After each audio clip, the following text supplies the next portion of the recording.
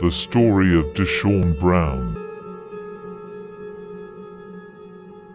Deshawn Brown was born on December 1, 2001 in an area of Chicago known to the drugs and violence that Chicago is known for, Fuller Park. Deshawn would live his life up until around 2022, where he left to go to Atlanta to help his friend in his music career, but we will get to that later on in his story. For now we will be talking about Deshawn's time in Fuller Park. Deshawn came from the worst areas of Fuller Park, an area so riddled with shootings and death. The police won't try to make any arrests if they suspect someone has a weapon on him due to fears of themselves being shot and killed. Deshawn also had a friend who was actually Deshawn's brother, Jamir Brown. Jamir was born in April 15, 2002. Deshawn and Jamir grew up without a father in their life and with their mother working around 2 to 3 jobs to try to keep the family fed. Life as a young'uns was already hard for the two, but things seemed to get worse for Deshawn and Jamir. Deshawn especially.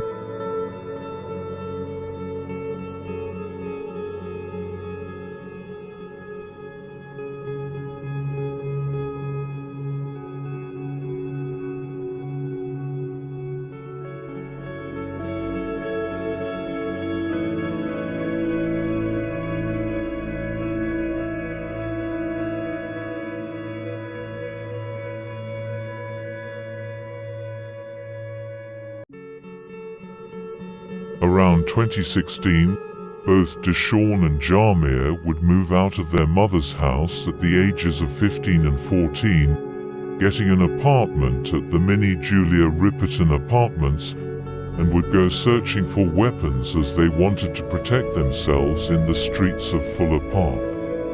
Deshawn would be the first to be able to get a weapon, but he would be the first to get caught with one as well. Deshawn would be caught with a weapon around June of 2016.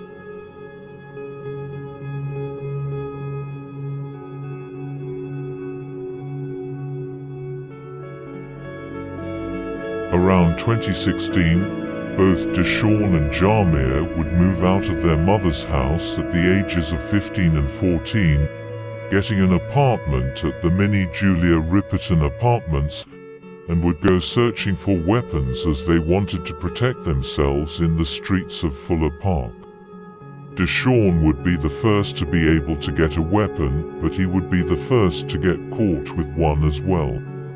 Deshawn would be caught with a weapon around June of 2016, with that weapon being a Ruger .380 LCP.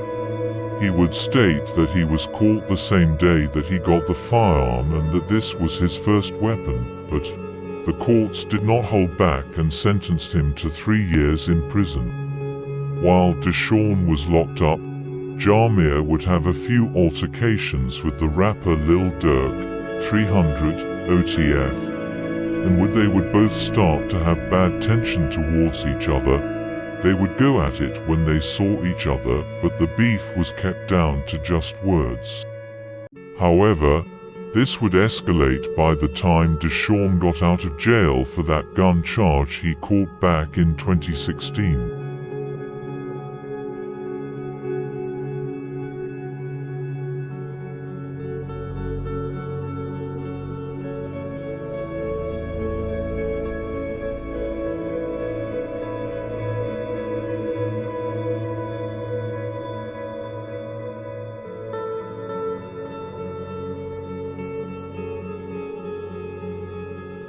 On November 5, 2019, 1 month Deshawn's birthday, Deshawn and Jamir would supposedly be standing by the gas station near the barber shop when Lil Durk, 300 OTF, and 2 of his bodyguards would be at the same place trying to get a haircut.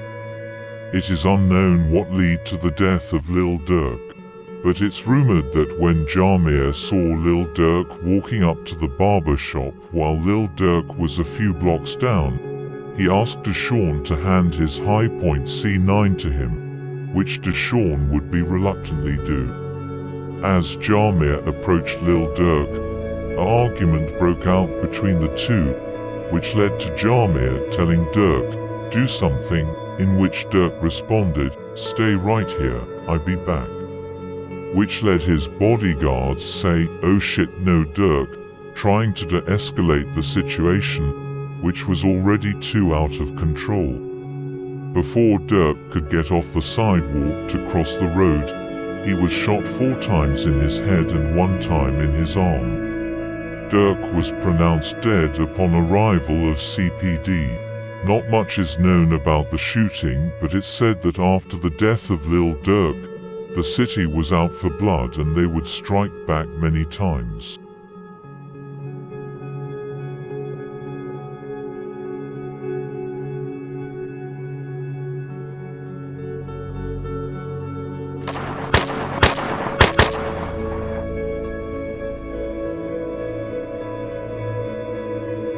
By 2020, it seemed like Deshawn and Jamir were out the clear, and CPD had no leads, so the case was very cold.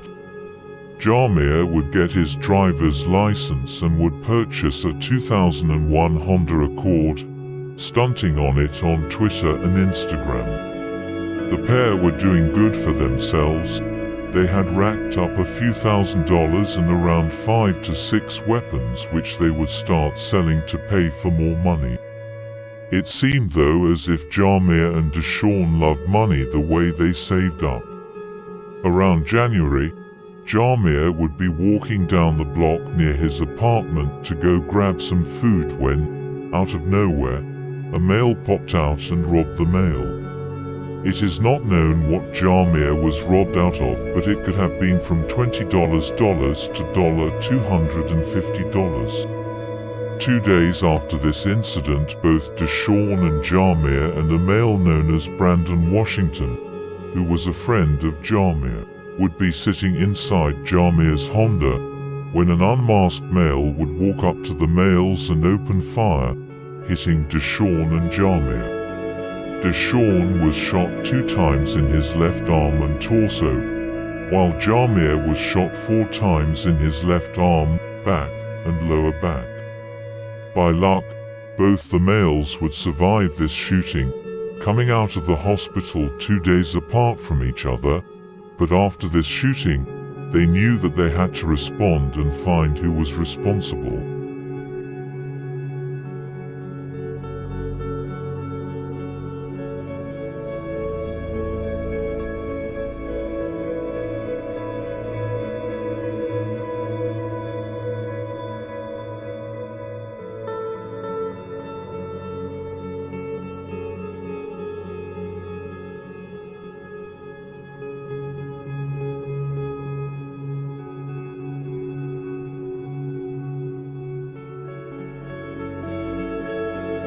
Around late January, Deshawn would get a message from Brandon that read, "Green light, nigger with brown fluffy dreads, a big ass gold chained ass prolly fake NA black and white jumpsuit standing at that gas station."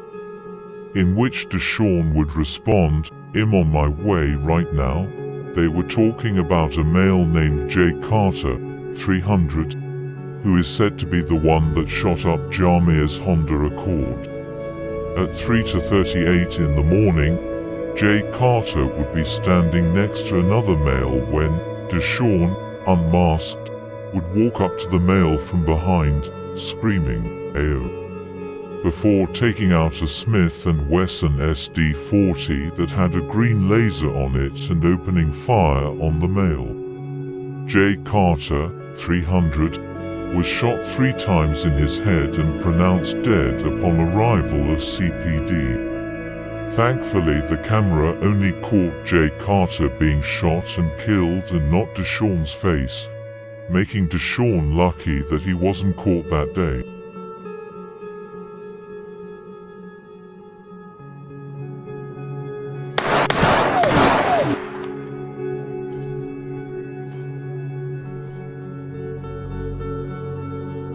On early February morning, at around 8:36 a.m., Jamir and Deshawn would be coming down the stairway of their apartment when, on the third floor, they seen a male called Deshawn Coleman, 300, aka D. Sips, trying to go into his apartment.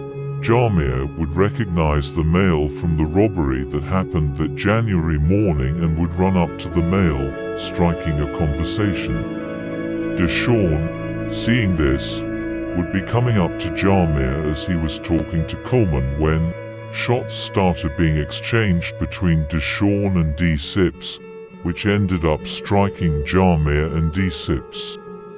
Jamir was shot 5 times, 1 time in his stomach, 1 time in his right side, 2 times in his back, and 1 time in the back of the head. D. Sips, however, was turned into one of the most gruesome cases of gun violence displayed in the city of Fuller Park, being shot in his stomach 2 times, and his head 11 to 15 times.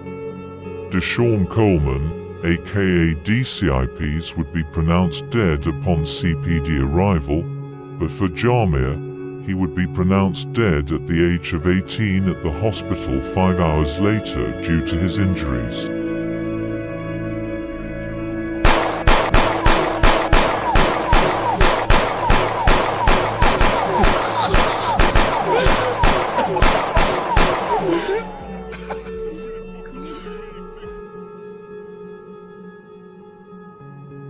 The death of Jamir was very painful both to Deshawn and Washington. Deshawn especially, since he had to live the rest of his life alone in Chicago. Deshawn and Jamir did everything together and were very close and inseparable, hence why Deshawn was so hurt when Jamir died. However, Deshawn would find an escape to Chicago's gang violence, especially Fuller Park's gang violence. A friend of him named Brandon Summers, DTS, that Deshawn met online, would ask him to come down to Atlanta to support his career in music. Brandon Summers, DTS, was a male that was born in East LA but would be forced to move to Atlanta at a young age, where he came up and started selling drugs and weapons to support his daughter and girlfriend. His daughter was killed, which led to Brandon getting caught with a weapon and being forced to do 3 years in prison. Once he was out, he would start doing the same thing to keep his life going.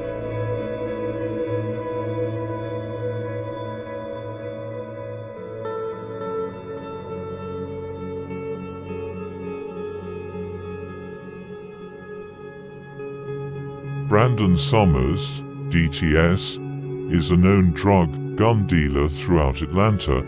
He is also a known shooter that is said to have around 2 to 5 bodies under his belt. It's said that he single-handedly took out a up-and-coming gang named Montrose 13 after he was robbed for a few dollars and some drugs.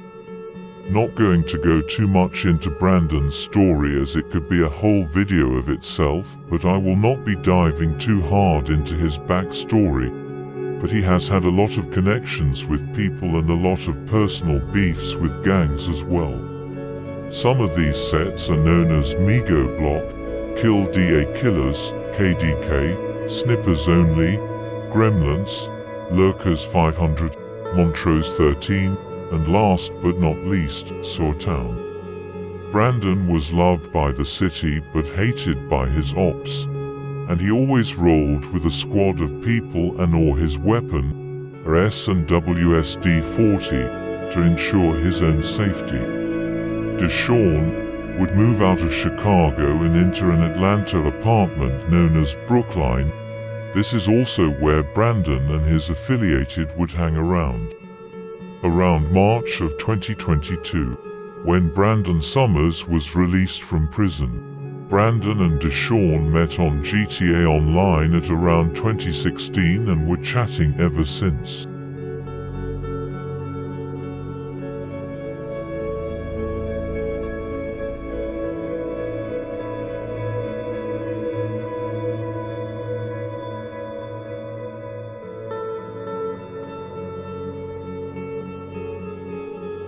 Deshawn wouldn't get into DTS at all, but was close to some of the members through Brandon.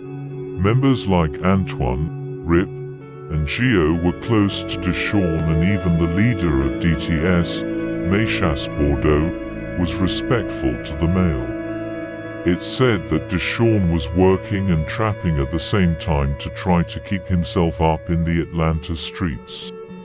Around 2023, Brandon Summers, DTS, would finally be caught alone and vulnerable when he was too high to take his weapon out or do anything. It's said that at 6:32 in the morning around late October, Brandon would be found lying in an alleyway, shot 5 times in his head and 2 times in his upper back.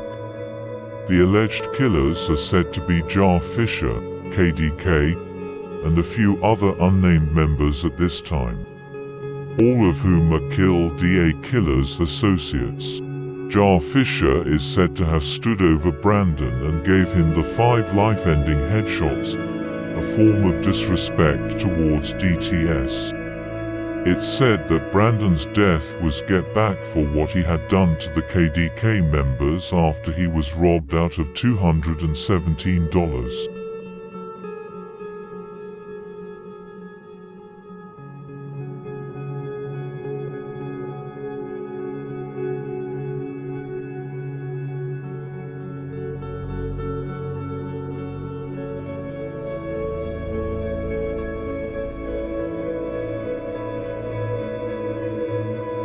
Deshawn had to go through grief again, losing another brother that he had known for a while.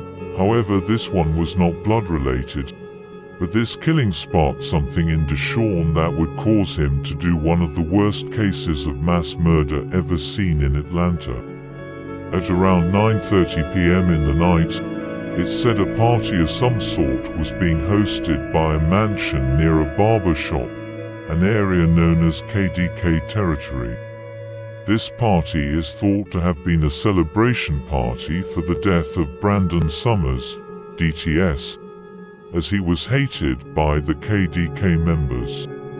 Deshawn, being enraged, would hear about this party that was around 25 minutes away from where he stayed. Phone records state that he put in the location of the mansion and arrived at the mansion at 10:56.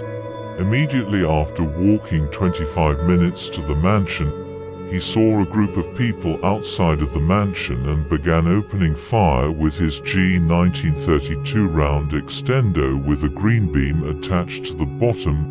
Deshawn would kill 7 KDK members but would be killed himself by APD after he was shot 1 time in the neck and 1 time in the chest.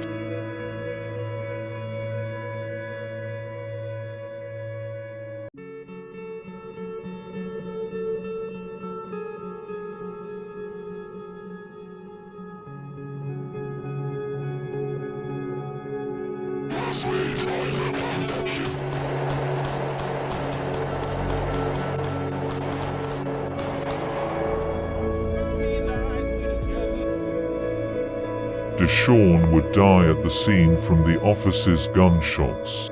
15 bullets remained in Deshawn's G19 as he couldn't shoot the rest of the mag out before being shot himself.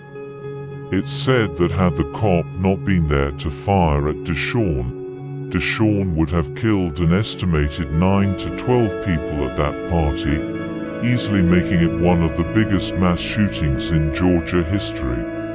And with that, the story of Deshawn comes to an end, a story of pain and revenge, a story of rags to riches, and a story of fallen dreams. Thank you for watching this story.